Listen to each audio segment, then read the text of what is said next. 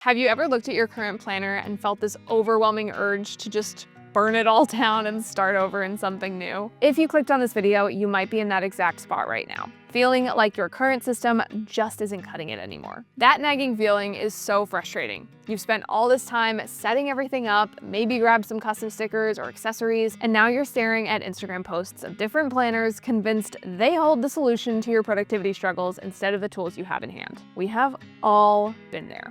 Scrolling late at night, adding planners to our cart, justifying why the new system will be finally the perfect solution to all your planning woes. And I understand this so intimately because I just went through this cycle myself. After months in the manager's notebook that I thought would be the perfect planner for me, I've recently switched back into something I thought I would never be in again, the Hobonichi cousin. But this was not an impulsive decision, and that's what I want to talk about today. In this video, I'm going to share the intentional framework I use to switch planners. I'll walk you through both sides of the planner hopping debate and give you some practical questions to ask yourself before hitting that buy button on yet another planner, so that when you're planner hopping, you're doing it intentionally. Let's get into it. Okay, so I want to start by acknowledging that planner hopping, or the process of moving out of one planner before it is finished and into a new planner, has been the topic of hot debate in the planner community for at least several years, if not longer. We talk about it a lot on my channel because there are lots of considerations like waste and budget and all of those things that people have lots and lots of opinions on. But let's ground it in the feelings we all experience, right? I think we are all familiar with the little thrill that we get when we purchase a new planner and set it up, right? It's new, it's shiny, it's fun. But if we're being real with ourselves, we are also super familiar with the very real cycle of excitement, adaptation, and disappointment that happens when we chase the perfect planner system. We get stuck on what's called the hedonic treadmill. So it's a psychological concept that explains why that initial thrill of buying a new planner fades so quickly. When something good happens in our lives, like buying a new planner, for example, something fun and cool,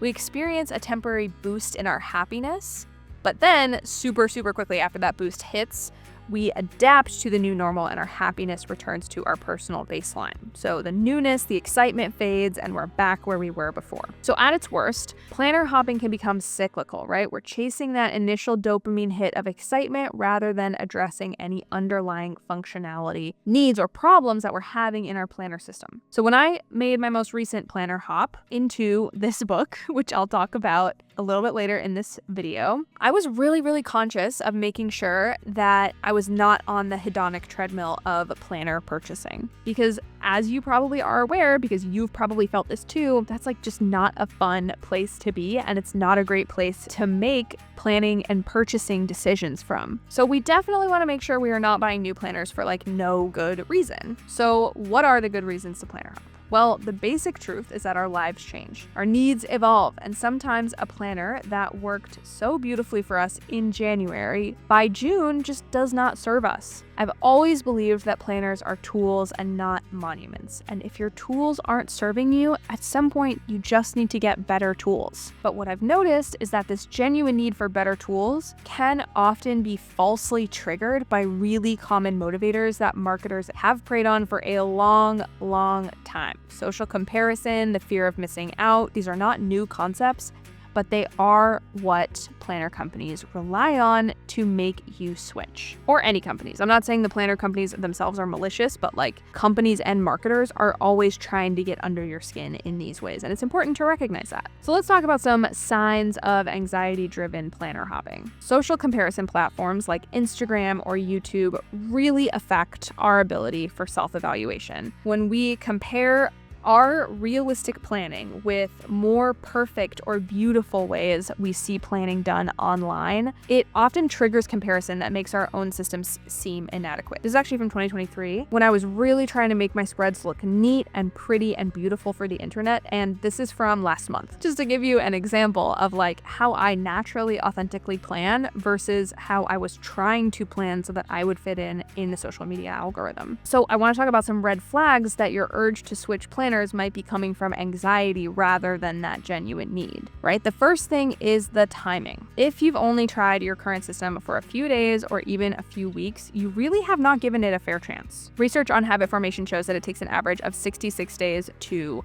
form a habit with a critical threshold of around 21 days for things to start really feeling automatic. So to give you a frame of reference, in this planner, this has a daily page for every single day of the year. This planner chunk represents all of the days in the calendar year. In order to develop a new habit, you would need to spend this amount of time building that habit. This is 2 months and change, and these are the rest of the days of the year. So you really only have like a few opportunities within the year to figure out if a system works for you. Planner hopping every couple of weeks is not really going to be your best friend. I see so many people say that they tried something for a couple of days. Like I literally saw somebody say they tried a planning system for 2 days and thought that it didn't work for them, which is just simply not enough time to know. You need all of this time to know and to figure that out. 2 days is just not enough. And I'll explain my method for how to figure that out in a second. The other thing I want to talk about is the influence factor. So second, the influence factor. Have you been consuming a lot of content lately about a specific planner? So it's not just like, have you been consuming content about making your spreads beautiful, but have you been consuming a lot of content lately about specifically the Hobonichi cousin? This trap happens to me all the time. I do this all the time, where I will love content creators that have a specific planner in their lineup, and I'll follow them and I'll watch their videos and I'll be like, oh my God, I should really have that planner. Look how successful it is for them. I really want that planner too. But that is manufactured desire based on aspirational content that has nothing to do with your actual needs. And finally, I want to talk about decision fatigue. Making repeated decisions depletes our mental resources. So if I'm planner hopping from something like very small, like the Hobonichi Weeks, which is a teeny tiny little planner, it's very small and it has this sort of like weekly spread in it. So if I'm planner hopping from this teeny tiny small planner, it's basically the size of my hand, it has a horizontal weekly and memo page, into a planner such as the Paper Test Designs Manager's Notebook, which is a weekly planner at heart, with a lot of emphasis, I will say, a lot of emphasis on these monthly pages and dashboards, my brain has to make such a huge amount of decisions to adapt what I'm doing in this planner into this planner, because the layouts and systems and focuses of the planners are very, very different, right? Like, let's look at the monthlies. The Paper Test Designs Planner has 2 different monthlies, a pretty standard monthly with a lot of extra space to write next to it, and a whole monthly dashboard for tracking projects, habits, and tasks. The Hobonichi Weeks, meanwhile, has this. Like, this is its monthly. Yeah, there's a little space to write around the side, but there's barely any space in the days of the month to write 1 to 2 items, let alone all of this stuff that the Paper Test Designs Manager's Notebook has space for. This has a lot of space for you to track a lot of things, and this one doesn't. And I think a lot of planner hopping is from wildly different planners into other wildly different planners. And that change in your system or your planners every few weeks gives you so much fatigue that the actual energy left for actual productivity is just 0, right? Every time you go from this to something like this, or even honestly from like this to something like a common planner or a Hobonichi cousin, you have to make those decisions every single time you open the planner for at least 2 months. And then it becomes automatic, and then it becomes something you can actually work with. So that's just a lot. That's just a lot of decision fatigue to give yourself when you're also trying to be productive. I want to hop in here and talk about something that takes up way more of my time than I'd like to admit. Email. It's the constant background task that somehow manages to eat hours of my time while making me feel like I've accomplished nothing. That's why I was excited to try Jace AI, the sponsor of today's video. Jace AI is an email assistant that drafts emails 24/7 with perfect context from your email history and the web. The coolest part? You open your inbox and find drafts already waiting for you, written in your authentic voice. You just review and click send. It's like having a tiny clone of yourself working on your inbox while you focus on the things that actually matter. I've been testing it out, and it's pretty wild how it captures my casual tone. It learns your communication style over time and gets better at predicting how you'd respond to different emails. Beyond just drafting responses, Jace also handles email labeling, calendaring, and integrates with tools like Slack and Notion. What I love most is that it's working continuously in the background, gathering relevant context so you're not starting every email from scratch. For busy people, this means reclaiming up to 2 hours daily without sacrificing quality communication. communication. If you want to try it out for yourself, head to the link in my description and use the code Rachelle10 for 10% off of your subscription. Thanks again to Jace AI for sponsoring. Now let's get back to the video. Okay, so finally, let's talk about how we know when it is time, truly time for a change. Truly time to planner hop. I've developed a 30-day framework based on both research and my personal experience to help you figure out if it is time for you to planner hop. And it matters that it's 30 days, right? Like I said before, it takes about 21 days to start feeling the habit-forming effects of repeated action. So you really do need to take the time to know if something is working for you. In my personal experience, what ends up happening is around day 10 of your 30-day experiment, your brain is going to start to trust the new planner and know where to find things inside the new planner. That's that muscle memory starting to develop, right? But after 2 weeks of using your new planner, those habits really begin forming, and you won't need to reference things like habit checklists or like system sticky notes as often. Working in your new planner and your new system starts to become automatic. And then, and this is the important part, only after about 3 to 4 weeks can you fully start to distinguish between what truly isn't working versus what just feels unfamiliar to you when you first start. Remember this example, if I'm going from a Hobonichi Weeks into a manager's notebook, it's going to take all of this time for me to just learn the manager's notebook and figure out if the manager's notebook is working for me, let alone make decisions on what I should purchase next. And this is exactly what I did when I figured out I wanted to move back into a Hobonichi cousin. As soon as I had the urge to move into a Hobonichi cousin, I was super skeptical of myself. I have talked a lot about the particular problems I have with the Hobonichi cousin on my planner channel before, and I'll leave a video up in the cards sort of explaining what I thought the pros and cons were, and I still stand by a lot of those pros and cons. So I'm very skeptical about wanting to move back into a cousin. I needed something to prove it to myself that I really should move back into this planner, because I was having the urge, but like I said, I've been burned before, specifically with the cousin, where I feel like it's such a beautiful planner. I see people using it so successfully and really filling up their daily and their weekly pages with beautiful spreads. And I crave that kind of aesthetic planner. And because this is also such a well-made planner and such a beautiful planner in its own right, even without anybody's beautiful spreads in it, I often get the feeling like, oh my God, I'll get a cousin and everything is perfect. And then I come into the cousin and I'm just like completely overwhelmed by the amount of space there is. So before purchasing this, I asked myself what specific pain points I was experiencing in my current system. And the truth was, I actually felt really cramped in the manager's notebook. So I'm going to put these to the side just to explain this one. My workload over the course of this year grew so much. I started managing people, which is why I bought like the manager's notebook. I thought it was cute. But I did start managing people, and I found that this A5 Slim was like not enough space to both manage my own tasks and my own schedule and that of 2 employees. So I needed much more space than was provided, because this has a weekly spread and then a blank page and then a weekly spread and so on and so forth. It also had a bunch of layouts I was super unfamiliar with. I go back and forth between needing a lot of structure, as is in this like sort of daily or dated planner, and needing a lot of freedom. And I did try to make that happen by having a blank notebook. This is my common planner, which is essentially like a planner, but then it has like a 365 pages of blank pages in the back. And also, this is an undated planner, so there's no dates at the top of the weeklies or in the monthlies or anything like that. So I bought a fully undated planner as a way to have a lot of extra space. But what I found was that I was going for this extra space and this freedom instead of using the layouts that were provided in the manager's notebook. Specifically, these monthly layouts I was never using, especially this one. I feel like when I bought it, I had a lot of ideas, or I saw all the graphs and the like habit tracking things, and I was like, oh my God, this will be the planner where habit tracking finally works for me. But it wasn't.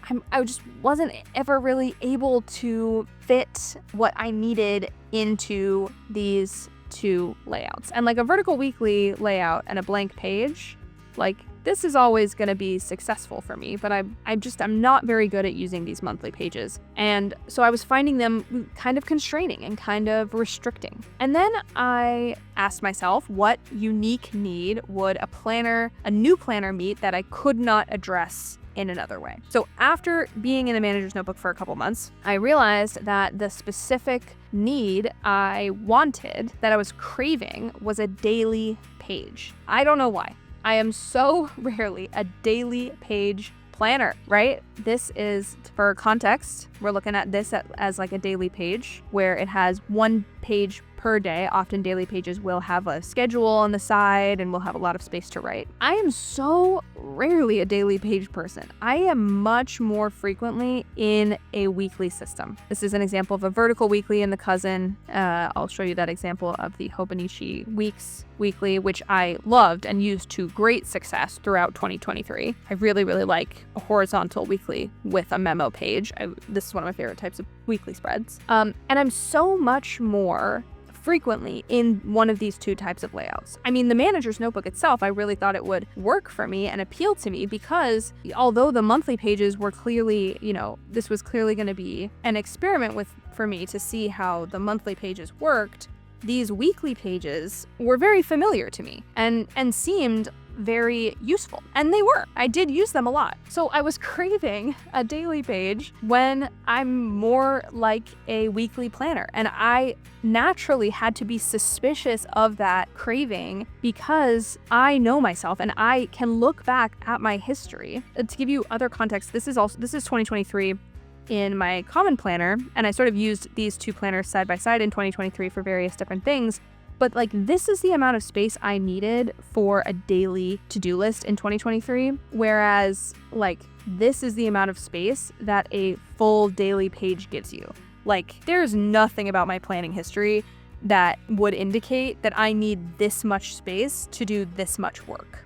Nothing. So like I said, I was naturally very suspicious of it, and I should have been very suspicious of it because I know my history and I can reference my history by looking back at my previous planners. I also wanted to ask myself, to what extent was social media influencing this desire? I knew that my social media may have been mildly affecting this. There was a few planner tubers I watched that had recently moved back into a Cousin, so I was really wanting to be careful because I've fallen down this exact trap before, like I said with the Cousin, where I find a YouTuber is making a lot of beautiful content online about it, and then I buy it, and then I realize I have no use for it in my system, or it's too big, or it's too overwhelming. So I asked myself those questions, and I recommend if you're thinking about planner hopping, you ask yourself these questions too. What specific pain point are you experiencing with your current system? What unique need would a new planner meet that you can't address another way with the current planners that you have? And to what extent is social media influencing your desire? And be brutally honest with yourself, because it could save you a lot of money and could save you a lot of stress and decision fatigue. That is step one to completing this 30-day testing framework. You got to ask yourself those questions. And then you have to assess those answers and implement them over 30 days, the results over 30 days. So I'll explain. Since I used my reflection, that reflection, as I just mentioned, yielded mixed results and some causes for concern. So instead of